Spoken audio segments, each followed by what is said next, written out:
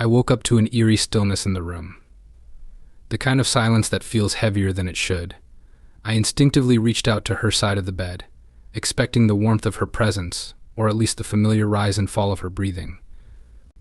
But all I felt was cold, empty sheets. My hand hovered there for a moment, confusion mingling with the remnants of sleep. It wasn't like her to be up at this hour. I sat up, my eyes struggling to adjust to the darkness. The faint glow of the clock on the nightstand caught my attention. 4 a.m. exactly. My first thought was to check the bathroom, but there was no light streaming from under the door. I strained to hear any sound, even the faintest movement, but the house was completely still. Maybe she'd gone to the kitchen for water, I thought. Or perhaps she couldn't sleep and decided to sit in the living room. I swung my legs over the side of the bed, the cool floor sending a shiver through me, and called out her name. No response. My chest tightened a little as unease crept in. I told myself not to overthink it. There had to be a reasonable explanation. I stood up and padded quietly down the hallway, peeking into each room as I passed. The bathroom was empty, the kitchen untouched, and the living room bathed in the faint glow of streetlights filtering through the blinds. But no sign of her. It was then that the first sliver of doubt pierced through my thoughts. Where could she possibly be at this hour? She hadn't mentioned going anywhere, and it wasn't like her to leave without telling me. I grabbed my phone off the kitchen counter, noticing a small pang of irritation that she hadn't left a text or note. Dialing her number, I felt a mix of worry and frustration bubbling up. The phone rang once, twice, 3 times before she finally picked up. Hello, her voice was unmistakable, but there was something off about it. It was slurred, heavy with alcohol. I froze for a second, caught off guard by how casual and unconcerned she sounded, as if everything was perfectly normal. Where are you? I asked, my voice sharper than I intended. Do you even know what time it is? There was a pause on her end, and I could hear faint noises in the background, laughter, music, the unmistakable hum of people talking. She exhaled loudly, almost as if annoyed by my question, before responding. Relax, sweetheart, she said, her tone dismissive, almost playful. We're just hanging out after the concert. Her words hit me like a bucket of cold water. After the concert, she'd mentioned going to see a band with some friends earlier that evening, but I assumed she'd be back before midnight. That was hours ago. And now here she was, casually brushing off my concern like it was no big deal. I gripped the edge of the counter, trying to steady myself. Who's we? I asked, though part of me already dreaded the answer. She hesitated, and in that brief silence I caught a faint male voice in the background. It was muffled, but familiar enough to send a chill down my spine. My heart began to pound as I strained to make out the words. Dude, I've already satisfied her completely, so you don't need to worry. The voice was loud enough now, and there was no mistaking the smugness dripping from his tone. The words played over and over in my mind, each repetition cutting deeper than the last. I stood frozen in place, the phone still pressed to my ear, but my mind was racing a mile a minute. Who was he, and why did he sound so comfortable, so entitled to speak about her like that? My stomach churned as the implications began to sink in. She must have said something in response to him, but I didn't hear it. My thoughts drowned out her voice, replaced by a whirlwind of emotions I couldn't quite untangle. Confusion, anger, betrayal.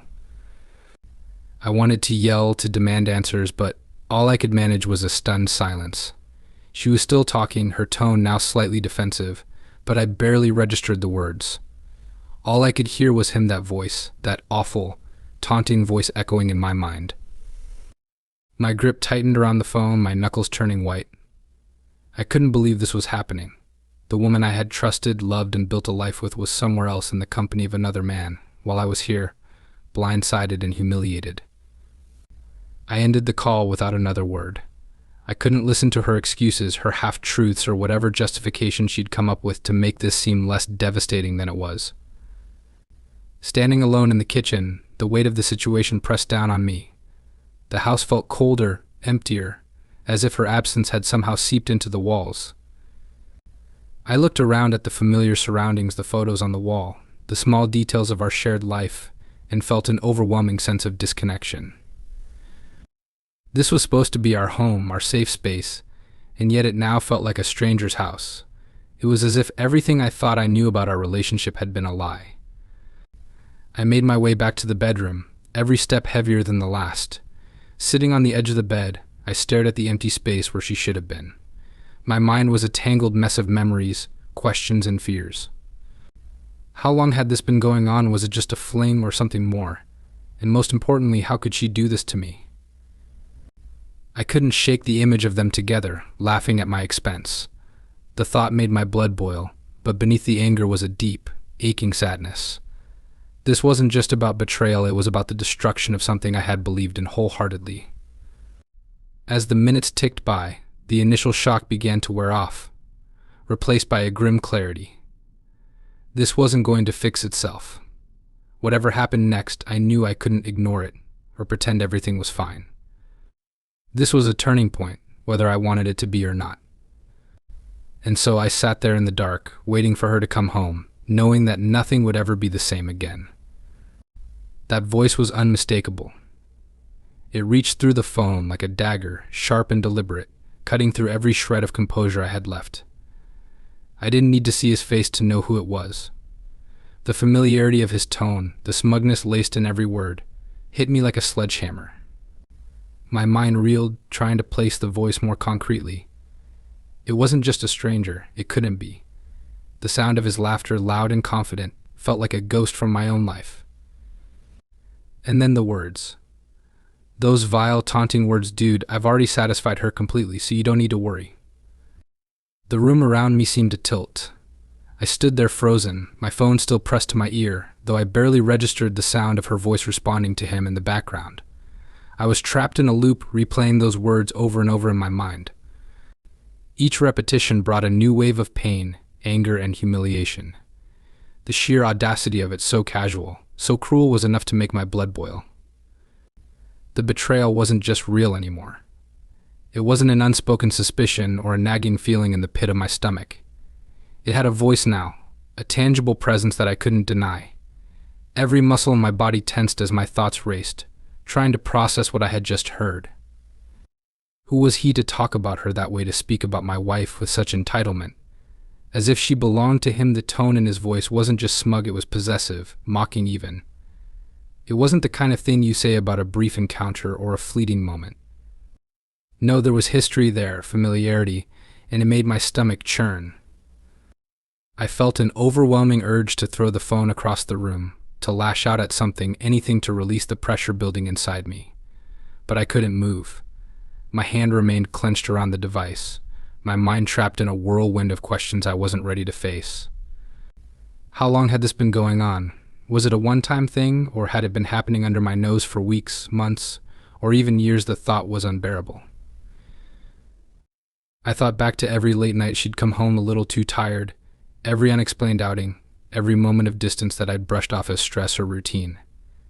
How many times had I made excuses for her behavior, convincing myself that nothing was wrong? The laughter in the background grew louder, a cruel reminder of my helplessness in that moment. My stomach twisted as I realized she wasn't even trying to hide it. She wasn't whispering or stepping away to talk. No, she was there, surrounded by him and whoever else, completely unbothered by the fact that I was on the other end of the line. It was as if I didn't exist. That realization hurt more than anything else. It wasn't just the act of betrayal, it was the sheer disregard from me for us. How could she do this? How could she be so careless, so indifferent, knowing full well the damage she was causing? The memories came flooding back, unbidden and relentless. Our wedding day, standing side by side, promising to love and cherish each other forever. The late nights spent talking about our dreams, our plans for the future. The quiet moments of comfort and trust that I had taken for granted. All of it felt tainted now, overshadowed by the weight of her choices.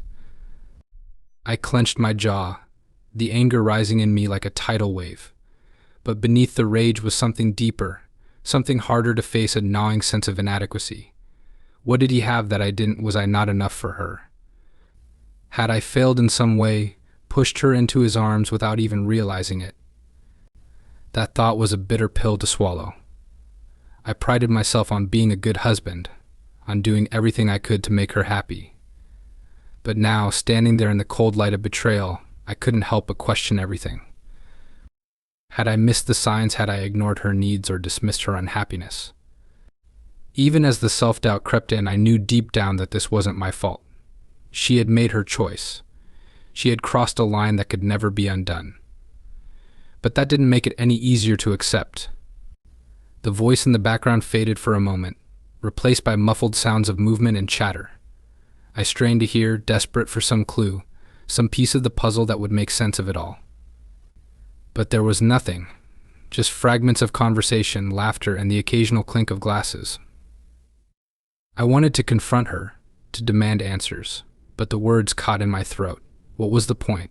What could she possibly say that would change anything? No explanation or apology could erase what I had heard. The damage was done, and there was no going back. As I stood there, my grip on the phone loosened, and my arm fell to my side. The weight of the betrayal was crushing, suffocating, but I couldn't bring myself to hang up just yet. A part of me wanted to keep listening, to catch her in another lie, to hear her stumble over her own excuses. But another part of me, the part that still clung to some shred of hope, wanted to hang up and pretend this wasn't happening. The minutes stretched on, each one heavier than the last. My mind replayed the events of the night, in excruciating detail, trying to piece together a timeline, a motive, anything that would make this make sense. But the more I thought about it, the clearer it became there was no justification for what she had done. Finally, I pulled the phone away from my ear and stared at the screen. Her name was still displayed there, a painful reminder of the life we had built together, now crumbling before my eyes. With a shaking hand, I ended the call. The silence that followed was deafening. For a moment, I just stood there, staring at nothing, my mind a blank slate. And then the emotions came crashing down all at once: anger, sadness, humiliation, and an overwhelming sense of loss. That voice, that awful familiar voice. It had shattered everything, turning my world upside down in an instant. I knew that nothing would ever be the same again. When the call ended, I was left standing in a void of silence that pressed down on me like a heavy weight. The house, once familiar and comforting, felt foreign. Each shadow in the corners, each creak of the floorboards, seemed amplified as though mocking me. My hands were trembling, and I didn't know if it was from anger, disbelief, or a mix of both. I sat down at the edge of the bed, staring at the empty side where she should have been. The cool sheets were a stark reminder of her absence, of the reality I couldn't escape. My thoughts were a tangled mess of questions, accusations, and disbelief. How could she do this? How could someone I trusted so deeply betray me in such a cruel, careless way? The image of her out there with him replayed in my mind. I didn't even know what he looked like, but the voice was enough to paint a vivid picture. Smug, confident, and utterly unapologetic. I imagined them laughing together, the ease with which she must have abandoned the vows we had made. The thought turned my stomach, and a fresh wave of anger surged through me. I got up and started pacing the room, needing to move, needing to do something to dispel the restless energy building inside me. Each step felt heavy, like I was trudging through thick mud. My mind raced, jumping from one thought to another, each more painful than the last. Had I missed the signs? Were there moments when I should have seen this coming but chose to ignore them? I thought back to the past few weeks, searching for clues. She had been distant at times, brushing off my questions about her day or claiming she was tired. There were late nights out with friends, the occasional unexplained text that she quickly dismissed. But none of it had seemed unusual enough to raise alarms. I had trusted her, and she had taken that trust and shattered it without a second thought. I stopped pacing and leaned against the wall, staring at the floor. My breathing was shallow, my chest tight with the weight of betrayal. The pain was physical, a sharp ache that settled deep in my stomach and refused to go away. I felt like I was being crushed from the inside out, every breath a struggle. The memories began to flood in again, uninvited and relentless. Her smile on our wedding day, the way her eyes lit up when she laughed, the quiet moments of comfort we shared late at night. They all felt like lies now, tainted by what I had just discovered. Had she been pretending all along? Or was there a moment when things changed, when I stopped being enough for her? I clenched my fists, the anger bubbling up again. It wasn't fair to think that way. I had done everything I could to be a good husband, to provide for her, to make her feel loved. This wasn't about me or what I had done. This was her choice, her betrayal. But that didn't make it hurt any less. I glanced at the clock. Time seemed to move differently now, each minute dragging on endlessly. She wasn't home yet, and I didn't know if I wanted her to walk through that door or stay away forever. What would I even say to her? The thought of confronting her made my chest tighten, but I knew I couldn't avoid it.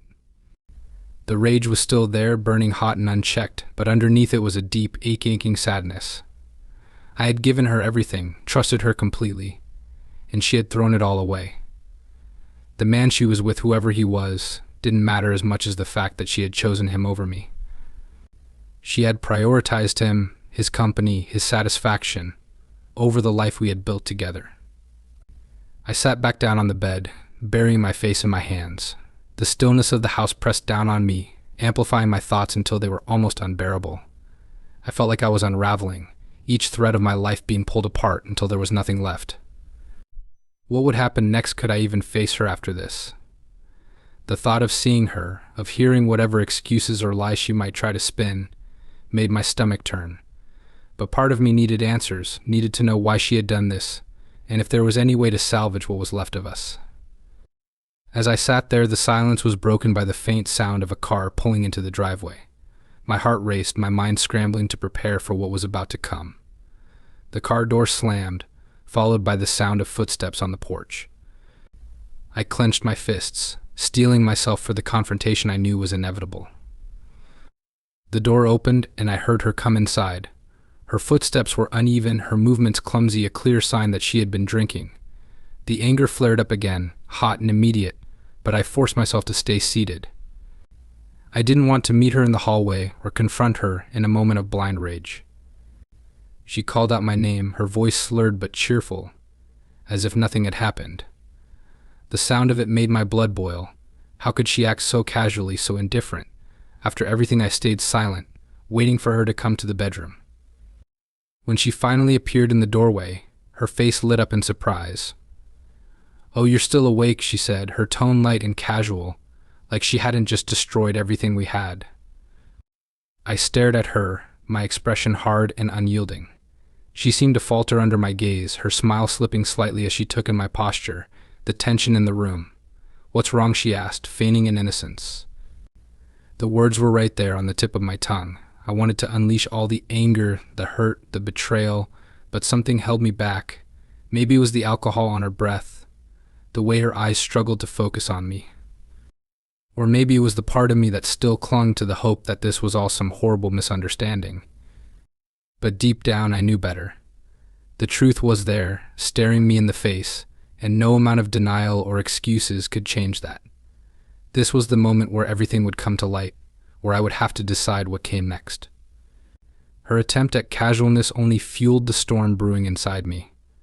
I sat still, watching her as she swayed slightly in the doorway, her eyes glistening with the residue of alcohol and whatever fleeting joy she had found in her night.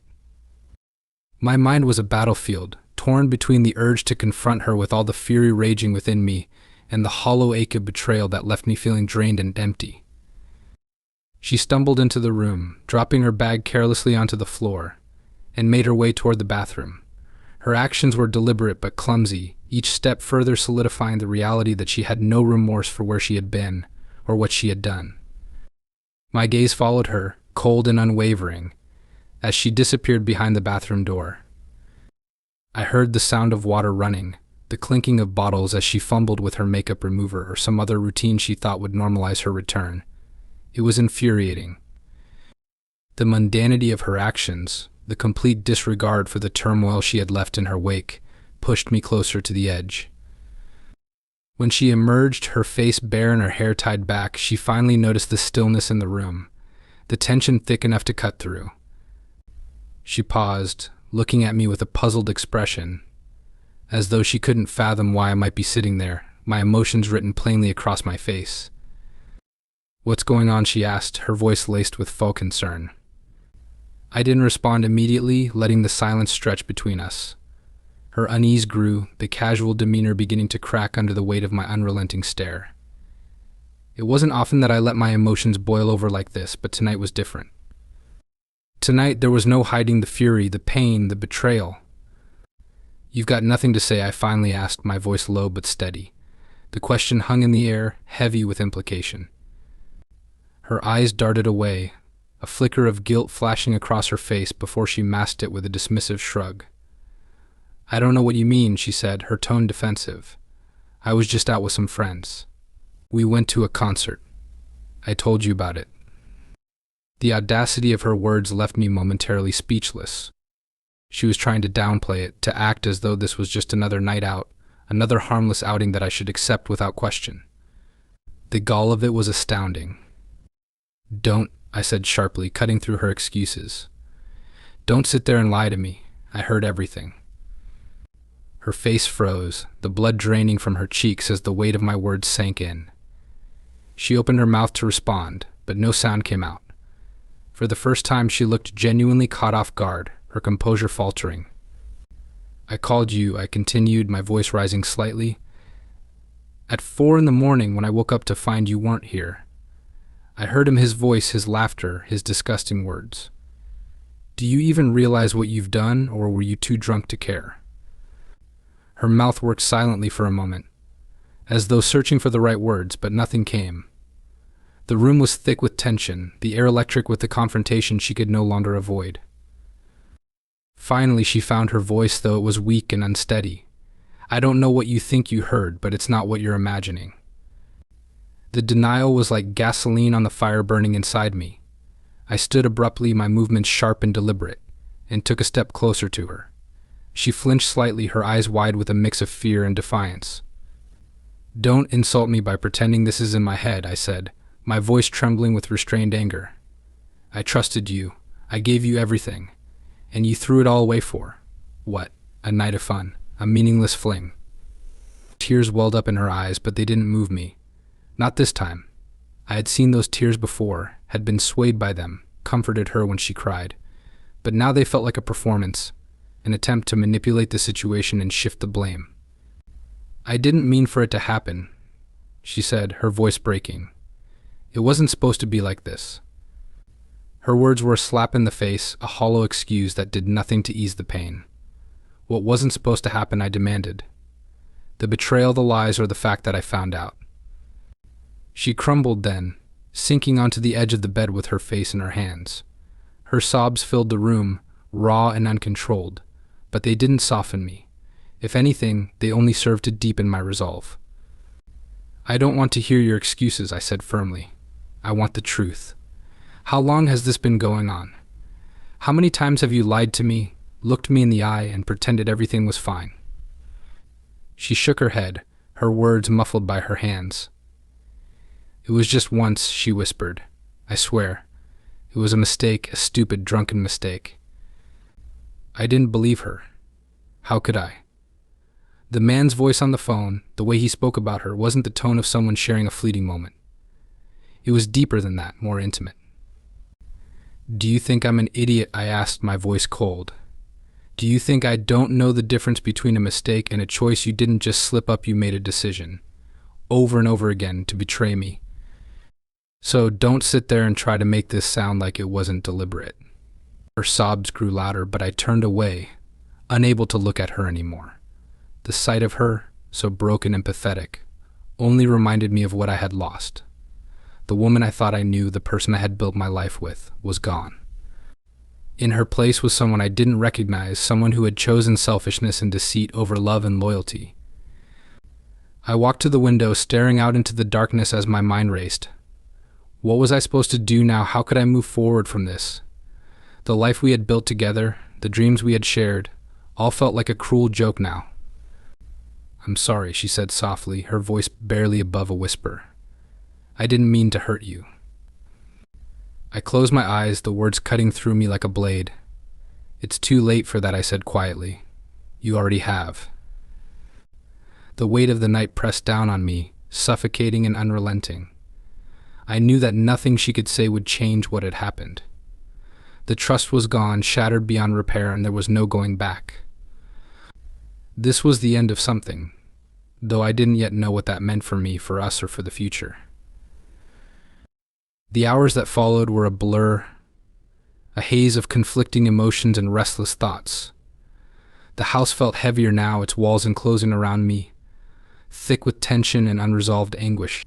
She had retreated into herself, curling up on the bed and wrapping herself in a blanket as though that could shield her from the fallout of her actions. Her occasional sniffles punctuated the silence, a constant reminder of her presence and the unbearable weight of what had transpired. I couldn't stay in the room. Every glance at her felt like a fresh wound, reopening the ache that I was struggling to process. I stepped into the living room, the dim light from a nearby lamp casting long shadows on the walls. It was eerily quiet, the kind of silence that forces you to confront your thoughts, no matter how much you wish you could escape them. I sank into the couch, my head in my hands, and let out a long, shaky breath. I thought about everything we had shared, the years spent building a life together, the plans we had made, the moments of laughter and love that had once defined us. It all felt so far away now, like a distant memory that belonged to someone else. The person I had trusted most in the world, the one I had vowed to spend my life with, had turned out to be a stranger. I couldn't reconcile the woman I married with the one who had made the choices that led us here. Every fiber of my being screamed for resolution, for some kind of closure to this nightmare. But what did that even look like? The betrayal had already happened. No amount of apologies or tears could undo it. I could confront her again, demand more answers, but what good would that do? I already knew the truth, and hearing her try to justify it would only deepen the wound. The hours dragged on, the weight of the night pressing down on me with unrelenting force. I tried to think clearly, to make sense of the tangled mess of emotions swirling inside me: anger, sadness, disbelief, and an unbearable sense of loss. But every time I tried to focus, my mind returned to the moment I heard his voice, the smug arrogance of his words that had shattered my world. That single moment had changed everything, and there was no going back. At some point, I found myself standing in front of the bookshelf, my eyes scanning the titles without really seeing them. These books, these tokens of the life we had built, felt meaningless now. Each one held memories of lazy Sunday mornings spent reading together, of debates over which novel to read next, but those memories were tainted now, overshadowed by the betrayal. I pulled one from the shelf at random and flipped through its pages, the words blurring together as my thoughts consumed me. I thought about the future, about what would happen when the sun rose and the harsh light of day forced us to face the reality of our situation. Could I ever forgive her? Could I ever look at her without seeing the cracks in our foundation, the betrayal that had split us apart? Forgiveness felt impossible, but so did walking away from the life we had shared. It was a choice I didn't feel ready to make, and the weight of it was suffocating. Eventually, exhaustion began to creep in, my body weary from the emotional toll of the night. I returned to the bedroom, hesitating in the doorway as I watched her sleeping form. Her face was peaceful now, the tears dried on her cheeks, and for a moment she looked like the woman I had fallen in love with. But that image was shattered as quickly as it came, replaced by the painful reality of who she had become. I lay down on the bed, keeping as much distance between us as possible. The silence was deafening, the space between us a chasm that felt insurmountable. I stared at the ceiling, the questions in my mind looping endlessly. How had it come to this? How had I missed the signs, the cracks that had formed long before this night? And most importantly, what was I supposed to do now? Morning arrived slowly, the first rays of sunlight filtering through the curtains and casting a warm glow across the room. She stirred beside me, her movements tentative, as though she was afraid to break the fragile silence. I didn't move, didn't acknowledge her presence. My mind was already racing, trying to piece together a plan for what came next. When she finally spoke, her voice was soft, hesitant. "I know you probably hate me right now," she said, her words barely audible. "And I don't blame you. I deserve it." I didn't respond. Her words, while true, did little to ease the anger and pain that still burned inside me. I couldn't bring myself to engage, to give her the satisfaction of thinking that an apology could make things better. "I'm sorry," she continued, her voice breaking. "I don't know what else to say. I made a terrible mistake and I hate myself for it. I hate that I hurt you." Her words hung in the air, heavy with emotion, but they didn't bring the relief she might have hoped for. They felt hollow, insufficient in the face of the betrayal. An apology couldn't erase what she had done, couldn't undo the damage that had been done to our relationship. I got up without a word, heading to the bathroom to splash cold water on my face. The reflection staring back at me was one I barely recognized, eyes red from lack of sleep, jaw clenched with tension, a heaviness in my expression that hadn't been there before. This was what betrayal looked like, what it felt like to have your trust shattered by the person you loved most. When I returned to the bedroom, she was sitting up, her knees drawn to her chest and her arms wrapped around them. She looked small, vulnerable, but I couldn't let myself feel sympathy for her. Not yet. Maybe not ever. "I don't know what you want me to do," she said quietly. "If you want me to leave, I will. If you want me to stay and try to fix this, I'll do whatever it takes. Just tell me what you need." Her words were desperate, pleading, but they only served to deepen my frustration. How could she ask me to make that decision now, when I was still drowning in the aftermath of her actions? I needed time, space to figure out what I wanted, what I could live with. "I don't know," I said finally, my voice flat and emotionless. It was the only answer I could give, the only truth I had in that moment. She nodded, tears streaming down her face, and I turned away, unable to look at her any longer. The day stretched out before us, uncertain and fraught with the weight of what had happened. I didn't know where we would go from here, but I knew one thing for sure: nothing would ever be the same again.